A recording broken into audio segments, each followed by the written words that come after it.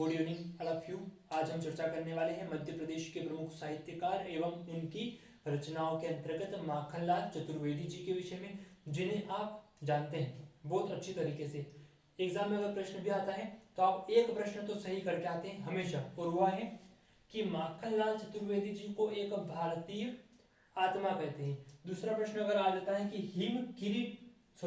Him Tarangini किसकी रचना है, तो आप बता देते हैं। लेकिन अगर वहीं आपसे अगर पूछ लिया जाए कि हिम किरीटनी किसकी रचना है, तो आप कंफ्यूज हो जाते हैं। तो इसी कंफ्यूजन को दूर करने के लिए आज हम इनकी समस्त रचनाओं के बारे में समग्र अध्ययन करेंगे। कौन कौन सी प्रेस में इन्होंने काम किया है उनके विषय में जानेंगे। इनका जन्म कहाँ हुआ था यह भी हम विस्तार पूर्वक जानेंगे, और एक चीज को यानी कि पूरे जीवन का समग्र अध्ययन करेंगे, ताकि जो कि एग्जाम के लिहाज से इंपॉर्टेंट है, जहां पर कंफ्यूजन बनता है, वो सारी चीजें आज जितने भी डाउट है सारे क्लियर हो जाए। ठीक है, अब शुरू करते हैं। माखनलाल चतुर्वेदी जी, जिन्हें हम एक भारतीय आत्मा के रूप में जानते हैं, इनका जन्म बाबई, एक और कंफ्यूजन यहाँ पर क्रिएट होता है कि बाबई है या बम्बई है। तो हम आपको बता देते हैं कि ऊपर से बिंदी हटा दो और जो शेष बचता है वही इनका वास्तविक गांव का नाम है बाबई होशंगाबाद। ठीक है, तो इनका जन्म बाबई होशंगाबाद में 4 अप्रैल 1899 में हुआ था, जिन्हें हम एक कवि, पत्रकार और लेखक के रूप में जानते हैं। इनके पिता का नाम नंद चतुर्वेदी जी था, जो चाहते थे कि एक टीचर बने। इनके दादाजी चाहते थे कि एक पुजारी बने, लेकिन हमें उससे कोई काम नहीं है, क्योंकि एग्जाम के लिहाज से इंपॉर्टेंट नहीं है। क्योंकि हमें तो पता है ना कि ये पत्रकार भी हैं, रचनाकार भी हैं, और इन्होंने कौन कौन से पुरस्कार प्राप्त किए, तो यही हमारे लिए इंपॉर्टेंट है। तो उन चीजों पर हम नहीं जाएंगे। तो पिताजी चाहते थे कि शिक्षक बने। उसी दौरान इनकी 14 वर्ष की बाली उम्र में 1903 में शादी हो गई। और शादी किससे हुई? 9 वर्ष की एक बालिका, नाम है ग्यारसी बाई, जिनसे इनका विवाह हो गया। अब संकट यह उत्पन्न हो गया कि विवाह के बाद खर्चे बढ़ जाते हैं, एक्सपेंसेस बढ़ जाते हैं। तो अब क्या करें? तो इन्होंने क्या किया, प्राइमरी टीचर्स ट्रेनिंग परीक्षा दी। खर्चे बढ़ गए हैं ना, तो आत्मसम्मान की बात आ जाती है कि पिताजी से कब तक पैसा मांगते रहेंगे। तो पिताजी से पैसे मांगने की जगह इन्होंने प्राइमरी टीचर्स ट्रेनिंग परीक्षा दी, पास हुए, टीचर्स बन गए, और पोस्टिंग हुई खंडवा में। कहाँ पर? खंडवा में इनकी पोस्टिंग हो गई।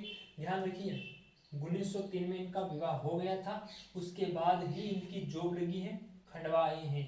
और खंडवा में रहते हुए ही इन्होंने 1909 में भारतीय विद्यार्थी नामक पत्रिका लॉन्च कर दी। कौन सी पत्रिका?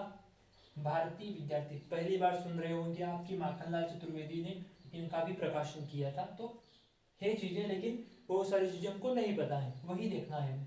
1909 में भारतीय विद्यार्थी नामक पत्रिका शुरू की। कहाँ से? खंडवा से। ओबियसली अगर ये खंडवा में ही पढ़ा रहे हैं तो यहीं से किया होगा। अब इसका विषय क्या था? इसका विषय था कि आजादी को प्रेरित करने वाले विचार इसके अंतर्गत रखे जाते थे।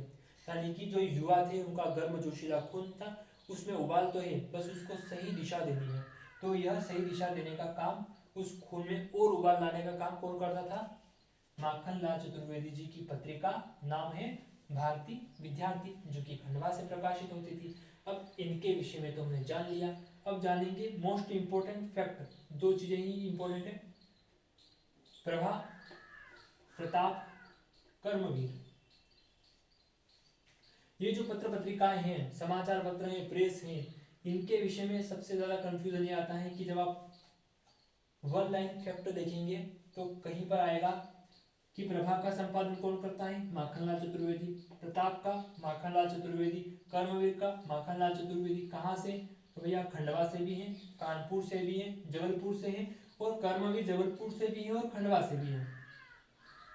बहुत बड़ा कंफ्यूजन क्रिएट होता है कि एक ही आदमी कहाँ कहाँ पर जाकर काम कर रहा है, कहाँ कहाँ पर जाकर। तो इस कंफ्यूजन को बहुत ही रिलेवेंट तरीके से, बहुत ही सहज तरीके से हम एक बार एक एक स्टेप के करके सोल्व करते हैं। पहली चीज, खंडवा में अध्यापन का काम कर रहे थे, उसी समय इनकी मुलाकात हुई हिंदी सेवी कालूराम गंगराडे से, यानी कि कालूराम गंगराडे नाम के एक व्यक्ति से इनकी मित्रता हुई। किनकी? माखनलाल चतुर्वेदी जी की। तो इन्होंने कहा कि एक पत्र लॉन्च करते हैं, नाम था उसका प्रभा।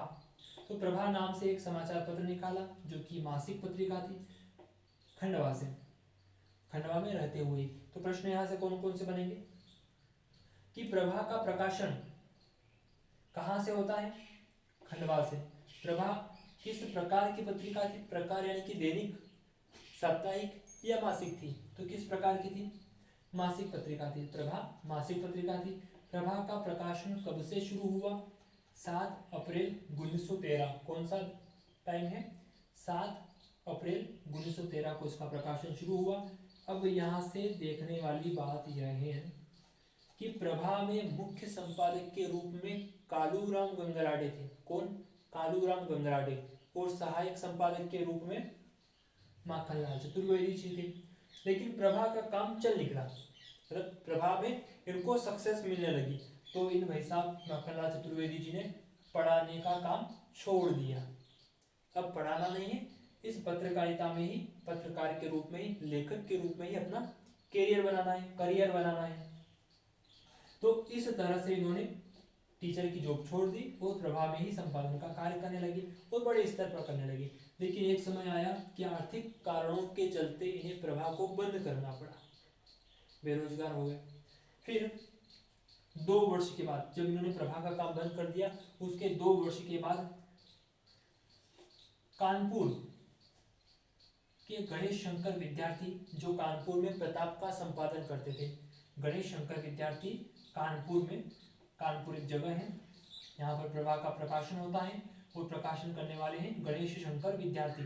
तो गणेश शंकर विद्यार्थी ने इनको कहा कि भैया माखनलाल जी काम करिए, आप कानपुर आ जाइए और प्रताप के संपादन में सहयोग करिए।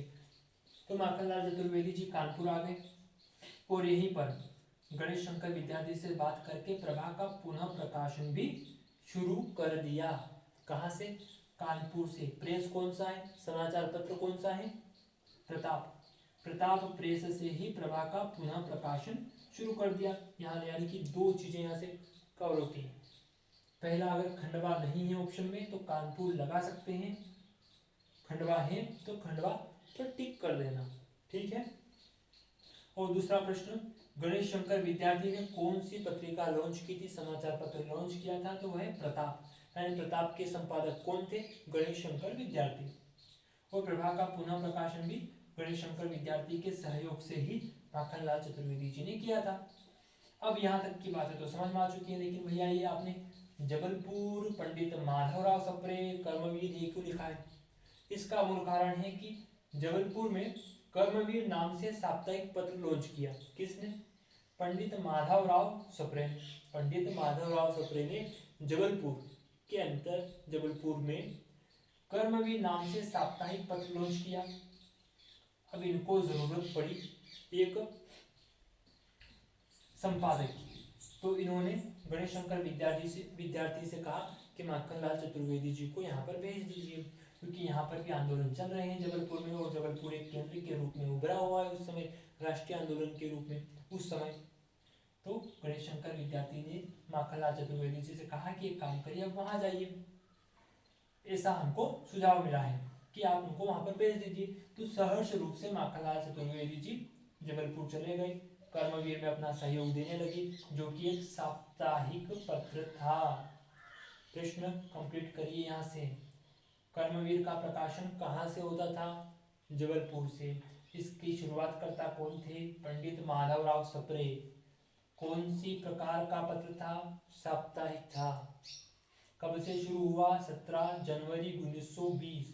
लेकिन उसके बाद माखनलाल चतुर्वेदी जी आए, कुछ समय काम किया, लेकिन नवंबर 1922 में इन्होंने कर्मवीर से इस्तीफा दे दिया। किसने? माखनलाल चतुर्वेदी जी ने। और आ गए खंडवा। कहाँ पर आए? खंडवा, जहाँ पर ये शिक्षक की नौकरी करते थे। अब शिक्षक की नौकरी दोबारा तो कर नहीं सकते, तो इन्होंने 1925 टाइम था 4 अप्रैल 1925 से कर्मवीर का पुनः प्रकाशन कर दिया और स्थान था खंडवा।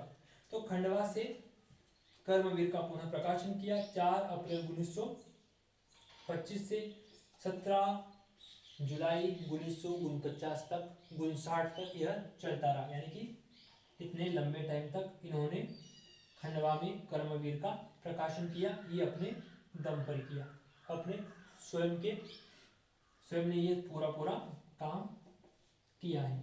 तो अब यहाँ से जो चीजें कवर होने वाली हैं उनको एक बार देख लेते हैं। प्रभा का संपादन खंडवा से, मुख्य संपादक कालूराम गंगराडे, सहायक संपादक माखनलाल चतुर्वेदी जी। कब शुरू हुआ था, किस प्रकार की पत्रिका है, प्रताप का प्रकाशन कहाँ से होता है, कानपुर से। कौन इसके संपादक थे, गणेशशंकर विद्यार्थी। प्रभा का पुनः प्रकाशन कहाँ से शुरू किया गया था, कानपुर से, प्रताप प्रेस के द्वारा। कर्मवीर के संपादक कौन है, पंडित माधवराव सप्रे। कर्मवीर का संबंध कहाँ से है, जबलपुर से। कर्मवीर किस प्रकार की पत्रिका है, साप्ताहिक है। कर्मवीर का पुनः प्रकाशन कहाँ से किया गया, खंडवा से। कब किया गया, 1925 से इसकी शुरुआत हो चुकी है और 1959 तक माखनलाल चतुर्वेदी जी ने इसमें कार्य किया है। ठीक है, यहाँ तक की बातें। अब इनकी प्रमुख रचनाएं देखते हैं। इनकी प्रमुख रचनाओं में है हिम किरीटनी। कैटरीना कैफ का नाम सुना होगा सबने। हिम किरीटनी जो कि 1943 में प्रस्तुत हुई थी, कविताओं का एक संग्रह है हिम किरीटनी। हिम तरंगिणी 1951 में प्रकाशित हुई, हिम तरंगिणी 1951। माता, युग चरण, समर्पण, वेणु लो गुंजे धरा, मरण ज्वार, बिजुरी काजल आंज रही और धूम्र वलय जो है यह इनकी ऐसी रचना है जो कि इनके मरणोपरांत 1981 में, क्योंकि इनका देहांत हुआ था 1968 में और यह प्रकाशित हो रही है 1981 में, यानी इनके देहांत के बाद धूम्र वलय का प्रकाशन हुआ है। इसके साथ ही समय के पांव, अमीर इरादे गरीब इरादे, साहित्य के देवता यानी कि साहित्य देवता, कृष्णार्जुन युद्ध, कृष्ण और अर्जुन का युद्ध, कृष्णार्जुन युद्ध, पुष्प की अभिलाषा, जीवित जोश, मुक्ति द्वार आदि रचनाएं भी इन्हीं की हैं। कौन कौन सी अभी तक पूछी गई हैं, ये इंपॉर्टेंट क्यों हो जाता है, इसका मूल कारण है 2021 में एक प्रश्न पूछा गया है, सेट है ए सेट के अंतर्गत क्वेश्चन नंबर है 70। उसमें पूछा गया है कि कौन सा युग्म सुमेलित नहीं है और 4 साहित्यकार के नाम दिए हैं। हरिशंकर परसाई, आप देख सकते हैं, हरिशंकर परसाई, भवानी प्रसाद मिश्र, गजानन माधव मुक्तिबोध और केशवदास। अगर आपने पढ़ा होगा तो हमने बताया केशवदास की रचनाओं के बारे में, तो उसमें कवि प्रिया और रसिक प्रिया भी हैं।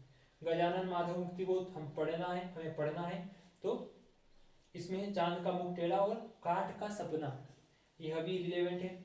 लेकिन भवानी प्रसाद मिश्र के अंतर्गत गीत फरोश तो भवानी प्रसाद मिश्र की है, लेकिन इसी के अंतर्गत हिम तरंगिणी इन्होंने दे दी, लेकिन हम क्या पढ़ रहे हैं कि हिम तरंगिणी तो माखनलाल चतुर्वेदी जी की है, तो भवानी प्रसाद मिश्र के संबंध में यह फिट नहीं बैठती है, यानी कि दूसरा वाला ऑप्शन गलत है। लेकिन इन्होंने जो जोड़ी मिलान को दिया है, कौन सा युग्म सुमेलित नहीं है, तो उसमें बहुत सारी लगभग 10-12 रचनाएं दे रखी हैं 4 नाम के आगे ही। तो काफी सारी चीजें ऐसी हैं जो आप कहेंगे कि भैया इतनी सारी रचनाएं कैसे याद रखेंगे, तो याद रखना कोई बड़ा काम नहीं है। कैसे याद रखेंगे कि हिम किरीटिनी, इंपोर्टेंट कौन कौन सी चीजें हैं उनको याद रखना है ना हमें। तो हिम किरीटिनी जो कि 1943 में प्रकाशित हुई थी, कब, 1943 में, और इसी को लेकर इन्हें उस समय का देव पुरस्कार, कौन सा पुरस्कार, देव पुरस्कार, जो देवता होते ना, तो देव पुरस्कार 1943 में इनको मिला था। उस समय का साहित्य अकादमी का सबसे बड़ा पुरस्कार था, साहित्य के क्षेत्र का सबसे बड़ा पुरस्कार था। तो हिम किरीटिनी। अब हिम तरंगिणी जो कि 1951 में प्रकाशित हुई, और इसको मिला था साहित्य अकादमी पुरस्कार 1954 में। जब साहित्य अकादमी पुरस्कारों की शुरुआत हुई तो सबसे पहला पुरस्कार किन्हें मिला था? माखनलाल चतुर्वेदी जी को। किसके लिए मिला था? तो हिम तरंगिणी को लेकर, जो कि 1951 में प्रकाशित हुई थी। अब कौन सा चीज याद रखना है? साहित्य अकादमी पुरस्कार सबसे पहले किसे मिला था? माखनलाल चतुर्वेदी जी को। माखनलाल चतुर्वेदी जी को साहित्य अकादमी पुरस्कार सर्वप्रथम मिला था 1954 में मिला था। किस रचना के उपलक्ष्य में मिला था? आप कहेंगे हिम तरंगिणी, लेकिन सबसे पहला पुरस्कार हिम किरीटिनी को लेकर मिला था 1943 में, देव पुरस्कार। हो गया यहाँ तक। अब आता है कि धूम्रवलय, जो कि मरणोपरांत इनका प्रकाशित हुआ था। अब आता है कि पुष्प की अभिलाषा, यह भी बहुत ही ज्यादा महत्वपूर्ण है। क्यों महत्वपूर्ण है? क्योंकि कहा जाता है कि कलकत्ता में जो क्रांतिकारी शहीद हुए थे, कलकत्ता में जो क्रांतिकारी शहीद हुए थे, उनकी जेब में यही रचना मिली थी। जब अंग्रेजों ने संभाली, उनकी जेब खगाली, तो उसमें से एक रचना मिली, नाम था पुष्प की अभिलाषा, जो कि कहती थी कि हे वनमाली, यानी कि जो फूल बाग माली होता है, उससे एक पुष्प कह रहा है कि हे माली, तुम मुझे ना तो देवता के सिर पर चढ़ाना, ना देवता के सर पर चढ़ाना, ना ही किसी सुंदर कन्या के गले की माला के रूप में मुझे सजाना, ना और ना ही किसी महाराजा सम्राट के शव पर मुझे अर्पित करना। अगर मुझे अर्पित करना ही है तो मुझे उस पथ पर फेंक देना जिस पथ पर जाए वीर अनेक। और किस लिए जाए? मातृभूमि पर शीश चढ़ाने जाए वीर अनेक। तो यह पुष्प की अभिलाषा इतनी प्रेरणादायक रचना थी इनकी कि इसके कारण लोगों ने बंदूक उठा ली। और बहुत सारी काम माखनलाल चतुर्वेदी जी ने ऐसे किए हैं जिसके कारण कई वर्षों तक, एक दो वर्ष करके इन्हें जेल में भी रहना पड़ा। और गांधी जी ने, यहाँ तक कि गांधी जी ने भी इनके सपोर्ट के लिए, इनको जेल से छुड़ाने के लिए सरकार से गुहार लगाए थे। ठीक है, तो बहुत सारी चीजें हैं जो आपको सीखने को मिल सकती हैं, लेकिन जरूरी है कि आप अपना दिमाग जीवंत रखें। जिंदा दिमाग से अगर आप पढ़ने की कोशिश करेंगे तो ज्यादा फैक्चुअल चीजें नहीं है। पुरस्कारों की बात करें तो 1943 में देव पुरस्कार मिला था, 1954 में साहित्य अकादमी पुरस्कार, 1963 में पद्म भूषण मिला था। कौन सा? पद्म भूषण 1963 में। लेकिन राष्ट्रभाषा हिंदी विधेयक, कौन सा? राष्ट्रभाषा हिंदी विधेयक पर विरोध के चलते इन्होंने वापस लौटा दिया कि या तो इसको ले लो या फिर मैं अपना पद्म भूषण आपको दे रहा हूं। तो इन्होंने पद्म भूषण वापस लौटा दिया। अब एक चीज यहां पर लिखी हुई है कि छद्म नाम, दूसरा चीज कि एक भारतीय आत्मा। दो चीजें यहां से कंफ्यूज करने वाली है कि एक भारतीय आत्मा माखनलाल चतुर्वेदी जी को क्यों कहा जाता है। कुछ तो कारण होगा। कोई चीज अगर हो रही है तो उसके पीछे कोई आधार होता है, कुछ बेस होता है, उसी के बाद वो चीजें आती हैं सामने। तो हुआ ये कि 1912 में इन्होंने शक्ति पूजा नाम से एक लेख लिखा, जो कि सुबोध सिंधु में छपा। शक्ति पूजा नाम से एक लेख लिखा 1912 में, जो कि सुबोध सिंधु में छपा। और उसके कटु शब्दों के कारण इन पर राजद्रोह का मुकदमा हो गया। कौन सा मुकदमा? राजद्रोह का मुकदमा हो गया। भाई साहब जेल में चले गए, जेल में गए तब तक ठीक था, लेकिन जब बाहर आए तो दोस्तों ने सलाह दी कि माखनलाल जी आप लिखते बड़ा अच्छा है, माखनलाल जी आप लिखते बड़ा अच्छा है, लेकिन अगर आप खुद के नाम से लिखोगे तो पुलिस आपके घर पर आ जाएगी और आपको उठाकर फिर से जेल में डाल देगी। तो फिर लिखोगे कैसे? तो एक काम करिए, आप छद्म नामों से लिखिए। छद्म नाम जैसे कि मेरा नाम है अजय पाटीदार, मेरा नाम है अजय पाटीदार। अब मैं पीछे लगाता हूँ अपने रिबेल आइडेंटिटी के लिए। अगर मैं सिर्फ अजय पाटीदार लिखूँ तो कोई भी पहचान ले।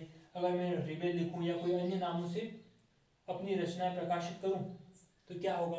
कोई मुझे को ढूंढ पाएगा?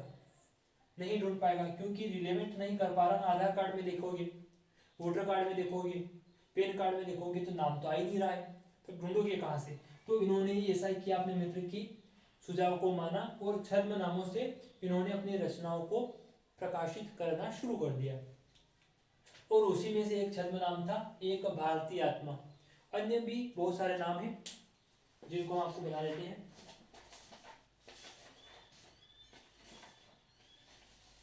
श्री गोपाल, कौन कौन से नाम इनके छद्म नाम है और नाम भी बड़े इंटरेस्टिंग है।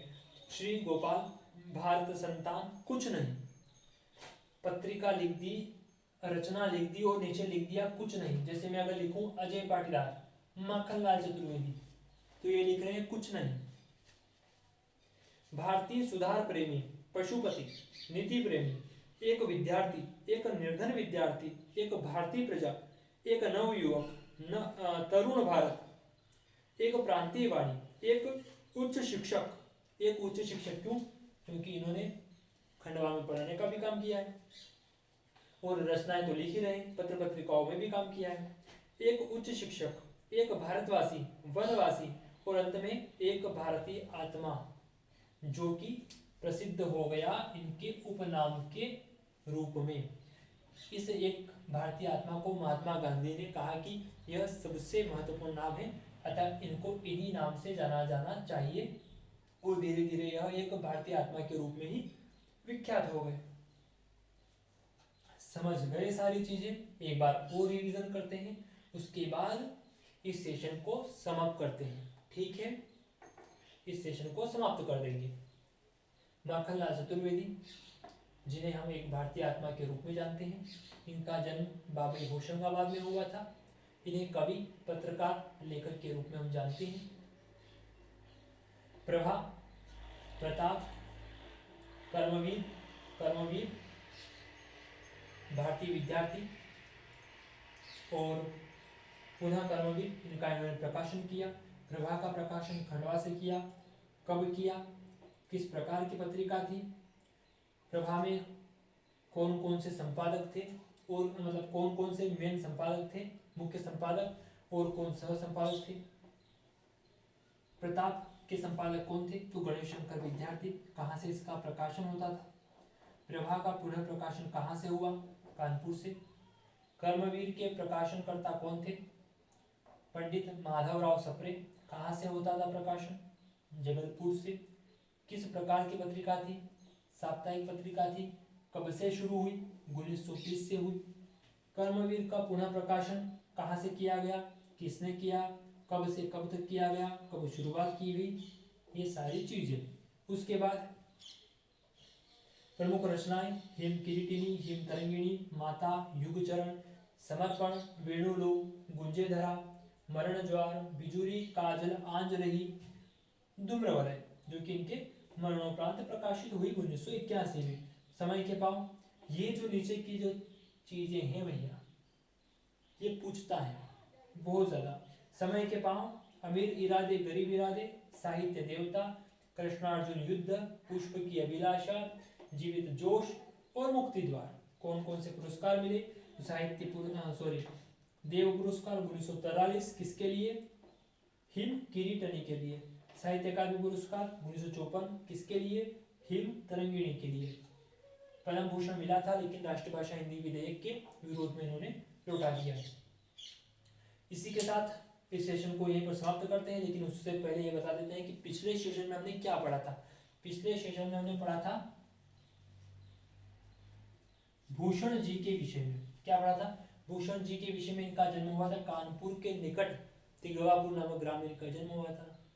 दूसरा, इनकी कौन कौन सी रचनाएं हैं, तो रचनाएं हैं 3 रचनाएं। कौन कौन सी है, चूंकि इनकी रचनाओं का विषय शिवाजी और वीर केसरी छत्रसाल बुंदेला से हैं। वीर केसरी छत्रसाल बुंदेला और छत्रपति शिवाजी महाराज से हैं, तो इनकी रचनाएं भी वीर रस से ओतप्रोत हैं, वीर रस से ही संबंधित है। तो 3 रचनाएं हैं प्रमुख रूप से।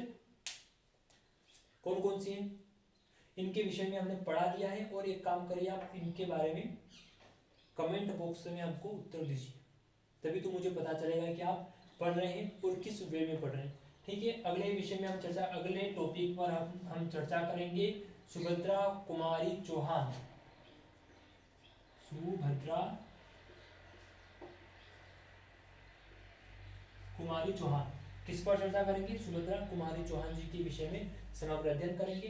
तो इसको आप एज इट इज नोट कर लीजिए, क्योंकि आप लिखने जाओगे तो बहुत ज्यादा कंफ्यूज हो जाओगे। सबसे अच्छा यही वे है जो आप वीडियो शुरू करते हैं ना, उसी समय जो स्ट्रक्चर होता है ना वैसा का वैसा नोट कर लीजिए, ताकि जब रिवीजन करते हैं तो वो 1 मिनट से भी कम समय में आप उसको आराम से रिवीजन कर पाओगे और लंबे समय तक याद रहेगा। ठीक है, इस सेशन को यहीं पर समाप्त करते हैं। मुझे दीजिए इजाज़त। पढ़ते रहिए, बढ़ते रहिए। धन्यवाद, नमस्कार।